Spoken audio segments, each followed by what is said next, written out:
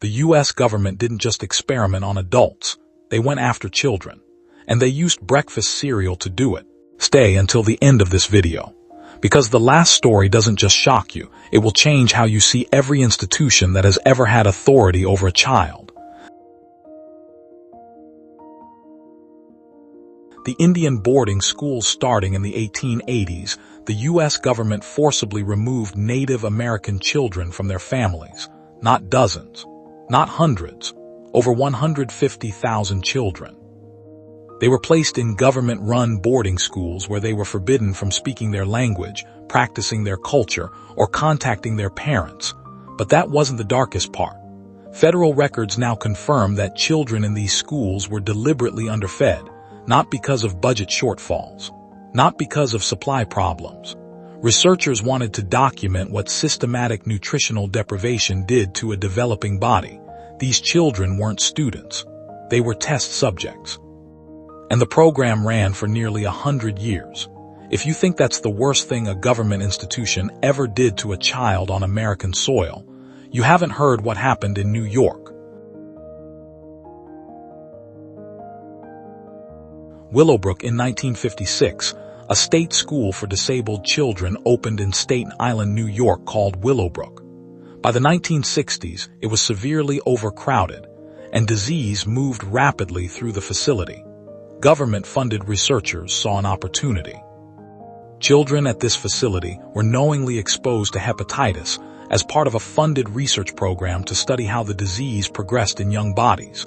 Parents who tried to get their children admitted were told, "There is a waiting list.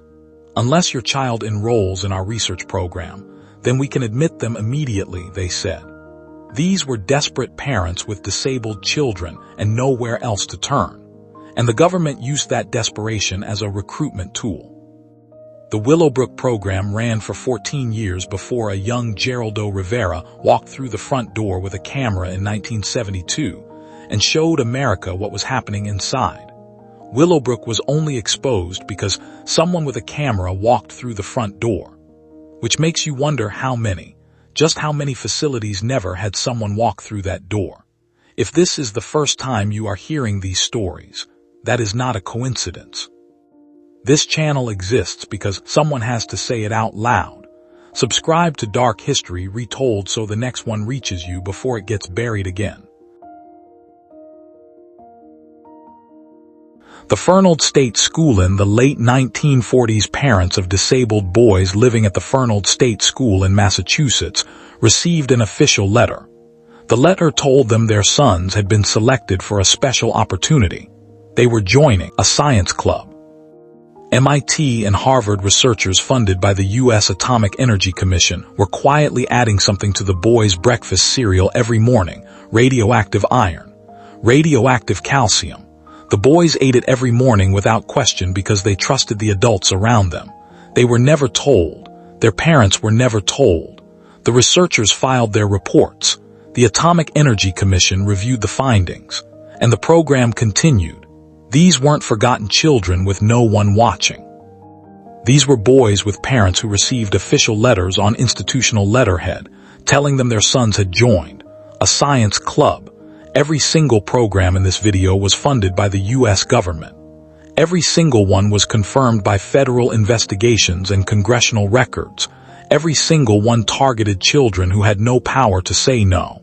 And in every single case, nobody went to prison. The institutions are still standing. Some of them are still operating today. So here is what I need you to sit with. These are only the programs they declassified. These are only the ones we know about, because someone eventually opened a door. The question that should keep you up at night is, which doors are still closed?